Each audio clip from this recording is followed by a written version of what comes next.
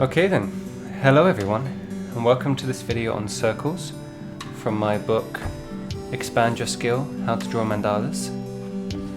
So today I will be teaching you just a few simple techniques that you can do with circles. Now, as you will see on this page, I have three different types. You have the tight formation, you have the loose formation, and something that I call the conglomeration. So let's go over the first one, which is the tight one. Okay, so here you will see a page that I've already semi-filled in, and this is with the tight formation. The idea is that when you draw a circle, the line of the next circle will be a part of the line from the last circle.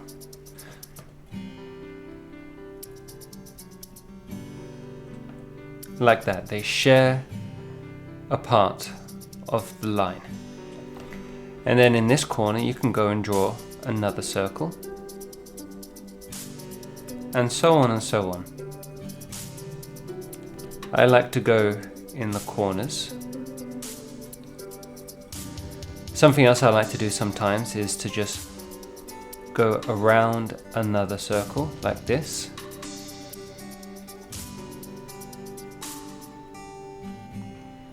And then of course to fill in any of these white parts that come up.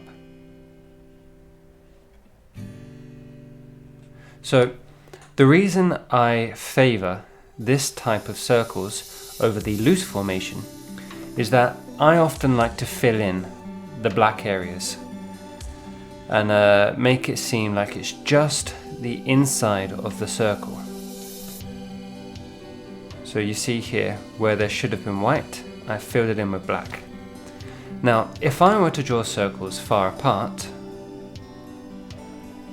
there would be a lot of black space here, especially since you would only have the white or the empty space that is inside the circle.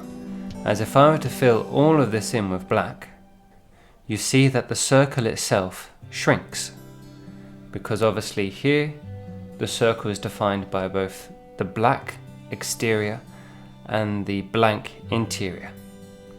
But as we color it all in, we lose the black exterior, leaving only the blank interior.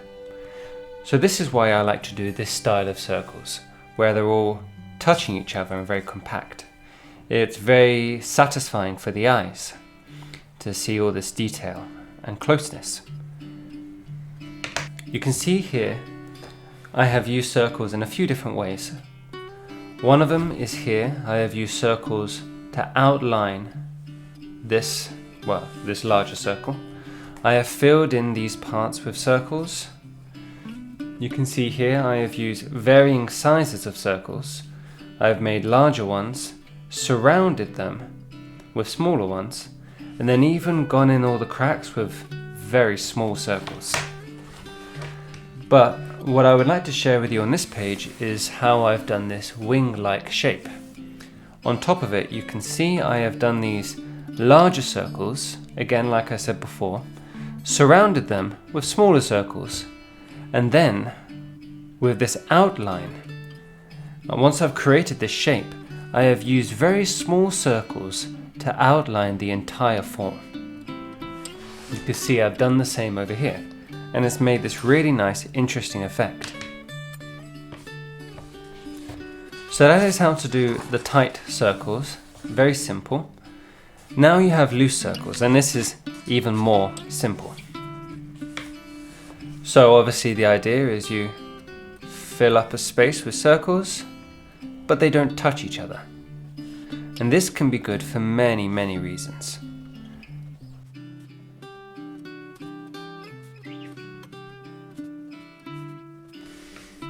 So once you have filled up a space with circles, there are a few things that you can do. Actually, you could do whatever you want. Your imagination is the limit. For example, you could fill all of this blank space with a color and use shading and blending of colors to almost make it seem like bubbles in water, for instance like a lava lamp. Or you can connect up all the circles in a very special, unique way, Or you could just fill all of the blank space with a color. And you could also decorate the interiors of each of the circles. Really, your imagination is the limit. If I were to give you an example now, then I fear I'd be limiting what you could do with it. I would just suggest looking at it and doing whatever first comes to you. So for me, I think about connecting them all up with swirly lines. So once you've done that, the first idea that comes to you, take a step back and look at it and think, okay, what can I do next? Maybe I can shade certain parts of it in. Maybe I can colour it all in a certain colour. Or I can add a certain pattern to the circles. Really, just follow your intuition. If you think it's stupid, then do it. Do it and see what you make. And once you've seen your creation, decide then what you could do to make it look better. And keep going until either it's just a big mess, at which point at least you've experimented, or until you've created something beautiful that you're proud of and that you wouldn't have normally created if you'd have just gone with what's comfortable.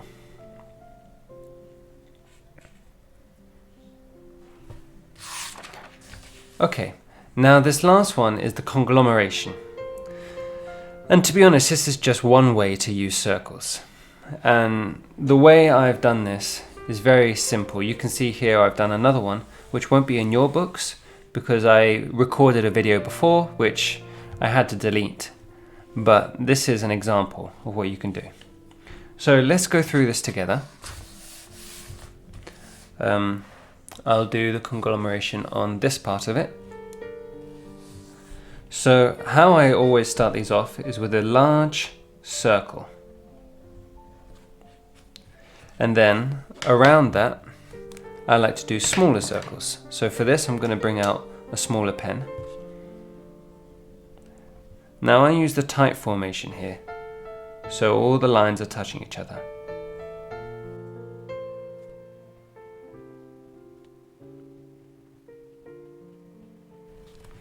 And then I like to just fill in the white corners just to make it seem more solid. You'll see on this picture I didn't do this. To be honest, I don't know why. I wish I'd have done it, but maybe you'll enjoy filling all these in. Anyway, so from here, now I don't always do this. Actually, I don't ever do this, but I'm gonna do this with pencil just to give you an idea of what's going through my head.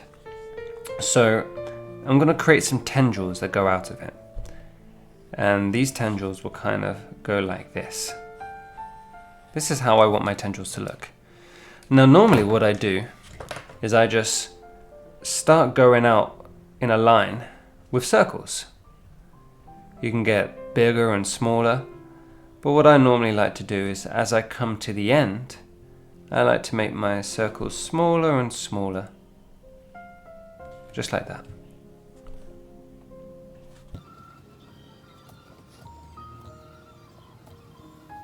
Okay, so here we have the central part of it, and then the few tendrils. Now obviously like that, it doesn't look too good. So if you think of a tree trunk, the trunk doesn't come out looking weak and disconnected. There is a strong area where it connects to the main body, the main trunk. So that's what I'll do here. I'll just strengthen the connecting parts and maybe even bring that out all the way just to give the tendril some beefiness to it, make it seem stronger and more solid.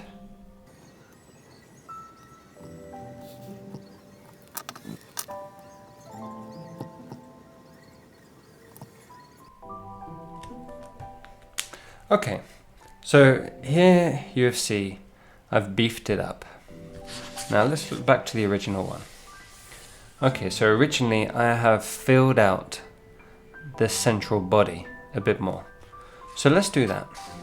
Let's just beef up that central body a bit more. It doesn't have to be uniformed. You can see here it comes out as a bump. Now, something else that you can do, as you can see here, I've created offshoots. So it's not just the one tendril, but it forks out. So I'll do that one. Let's say we'll do one here. Again, have it come to a point. So a nice thin, the circles get thinner. And let's do another one right here. And this is how I would normally do my tendrils, just kind of come out and follow where it goes. And if I wanted, I could even do another one here. You can go in whatever direction you want. Beef that up towards the central part. Same here. And maybe add one a little bit like that. That's good. Okay. Now, you'll also see that on the original there is a nice strong outline. And that's exactly what I'm going to do here. All I've done is followed the outline of the shape with pen. So I'll just go along there, staying faithful to the original outline. And I'll make a little jump there. This could be a circle. There you go. And maybe this is a mini tendril, so I'll bring that out like that. And this is another tendril. So what I'll do here is I'll bring the tendril out to a nice point. Yeah, that's nice.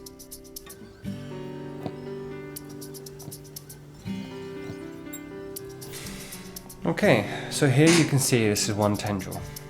Now, these can look a little bit creepy, almost like a virus or some kind of contagion. And it's up to you really how you use it. You don't even have to do it like this. I've made mine come to a point, and that's fine if you want to do that, or if you don't. You can make yours bubblier or whatever. And then you can just fill up a space with it. For instance, there are these areas here which are blank, and this can be the part of another tendril with the main body over here. Or you could do the entire background of this image, and the image can be the main mandala, and then the background can be this kind of conglomeration creation. Really what I want to illustrate here is circles are not just circles. You can have them form other objects, and the circles themselves create texture, almost, if you think about it, like scales or bubbly warts, or they could just be smooth bubbles. A circle is just a shape, but what makes it art is how you use it. And you can say the exact same thing for every other shape. You could do the same thing with squares if you wanted. I mean, look at Minecraft. It's a game completely made of squares, and yet people make beautiful art out of it. You could do triangles, hexagons, squabbly wobblies. Whatever you want to do is possible. You just got to do it.